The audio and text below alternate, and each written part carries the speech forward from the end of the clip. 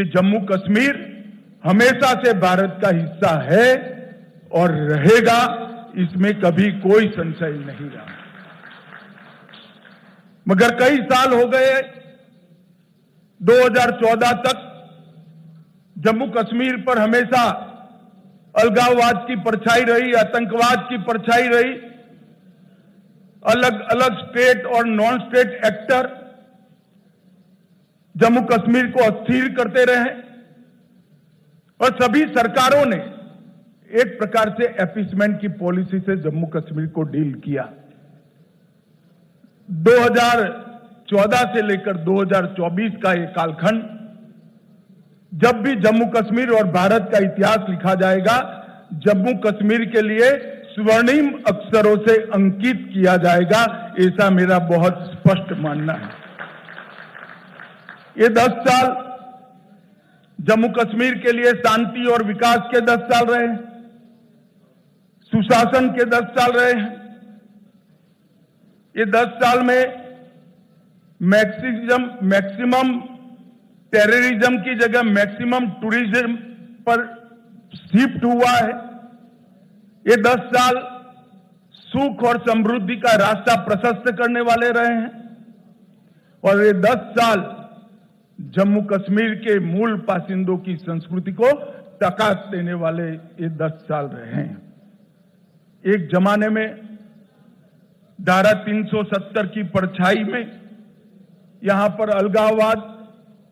अलगाववादियों की मांगे, हुर्रियत जैसे संगठन और हुर्रियत जैसे संगठनों के नतमस्तक होती हुई सरकारें हमने देखी थी। ये 10 साल के अंदर आज धारा 370 और 35A पास्ट बन गया है, वो हमारे संविधान का हिस्सा नहीं है। इसका पूरे भारत और जम्मू कश्मीर की जनता को आनंद है।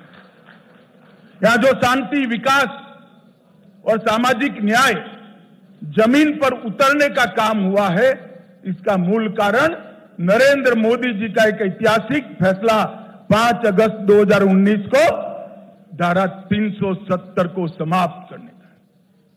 बड़ी दुख की बात है, विगत दिनों में एनसी का एजेंडा मैंने पढ़ा है और एनसी के एजेंडे को कांग्रेस का मौन समर्थन भी मैंने देखा है। मगर मैं आज आप सभी पत्रकार भाइयों के माध्यम से पूरे देश को स्पष्ट कर देना चाहता हूं, धारा 370 इतिहास बन चुकी है, वो कभी लौटकर नहीं आने सकती, हम आने भी नहीं। क्योंकि धारा 370 ही वो कड़ी थी जो कश्मीर के अंदर युवाओं को हाथ में हथियार और पत्थर पकड़ाती थी। अलगाववाद की विचारधारा ही युवाओं को विकास की जगह आतंकवाद के रास्ते पर शिफ्ट करती थी और आज मोदी जी के नेतृत्व में ढेर सारे काम हुए हैं।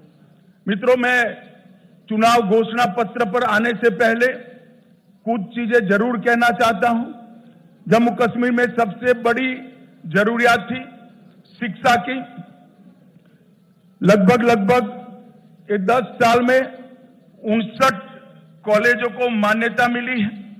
30 कश्मीर डिवीजन में और जम्मू डिवीजन में 29, 16,000 छात्रों की प्रवेश क्षमता जोड़ी गई है। न्यू एजुकेशन पॉलिसी के तहत आओ स्कूल चले अभियान हमने आगे दिखाया है, बढ़ाया है। 45 अटल टिंकरिंग लैब स्थापित किए हैं और 6,000 करोड़ की लागत से 2 एम्स, एक विजयपुर में, एक अवंतीपुरा में, IIT, IIM, नीट, यूनानी अस्पताल, कई सारे भवन और संस्थान उच्च शिक्षा के लिए यहां खोले हैं। 70 साल तक देखा जाता था कि जम्मू कश्मीर के बच्चे यहां पढ़ाई लिखाई नहीं हो सकती थी, यहां से देश भर में पढ़ने जाते थे। आज देश भर के बच्चे जम्मू कश्मीर में पढ़ने के लिए आ रहे हैं और एक अच्छा संदेश लेकर देश में जा रहे हैं। रेवेन्यू डेफिसिट वाले स्टेट के अंदर जल विद्युत बड़ा विकास का मार्ग प्रशस्त करने वाला था। लगभग 22,500 करोड़ की लागत से विभिन्न हाइड्रो प्रोजेक्ट का निर्माण हमने किया है। लगभग 1,000 मेगावाट पाकलदुल, इसके साथ शाहपुर कंडी बांध सिंचाई, रतले हाइड्रो योजना, क्रार हाइड्रो योजना, कीरू हाइड्रो योजना, ढेर सारे बिजली उत्पादन के जल विद्युत के संयंत्र यहां स्थापित किए गए हैं और आने वाले दिनों में ये काम पूर्ण होते ही वो जम्मू कश्मीर को सरप्लस बजट देने वाला स्टेट बनाएंगे। ऐसा पूर्ण आयोजन नरेंद्र मोदी जी के नेतृत्व में किया है। कई सारे बिजली के वितरण के भी काम हुए हैं। इसके साथ हमने शांति के मोर्चे पर भी ढेर सारा काम किया है, उस पर मैं बाद में आऊंगा। पहले सामाजिक सद्भाव और समरसता पर भी बात रखना चाहता हूं। धारा 370 के कारण यहां रिजर्वेशन संभव नहीं हो पाता था, महिलाओं को अन्याय होता था, दलित भाइयों को अन्याय होता था, ट्राइबल्स को अन्याय होता था।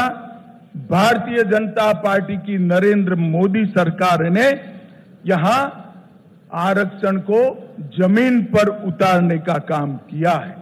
आज एससी वर्ग का भी आरक्षण हुआ है, आर्थिक रूप से कमजोर वर्ग का 10% आरक्षण हुआ है, ओबीसी का आरक्षण बढ़ाया गया है, गुर्जर, बकरवाल और पहाड़ियों को सालों से जो आरक्षण नहीं मिलता था उसको आरक्षण देने की शुरुआत नरेंद्र मोदी जी के नेतृत्व में हुई।